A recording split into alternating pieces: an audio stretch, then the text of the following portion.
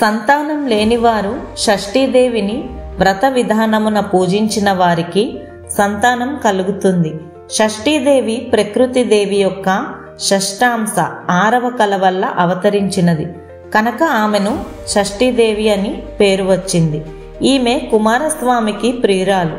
పిల్లలకు తరచుగా అనారోగ్యాలు కలుగుతున్నా, ఆపదలు వస్తున్నా, బాలారిష్టాలు ఉన్నా, షష్ఠీదేవి కథ విన్నా, చదివినా, వ్రాసినా షష్ఠీదేవి శిశువులకు పక్కనే ఉండి వారి ఆయువును అభివృద్ధి చేస్తుంది.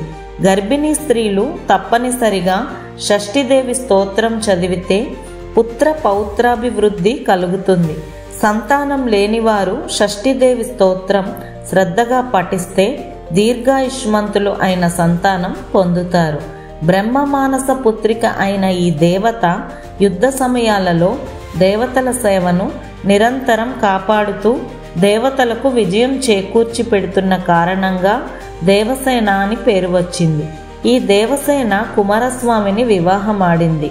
పిల్లలకు అనారోగ్యం కలిగినప్పుడు తల్లిదండ్రులు ఈ దేవతను ఆర్తితో స్తుతిస్తే వారికి ఆరోగ్యాన్ని చేకూర్చి పెడుతుంది. శ్రీ సుబ్రహ్మణ్య కుటుంబిన్యే నమః.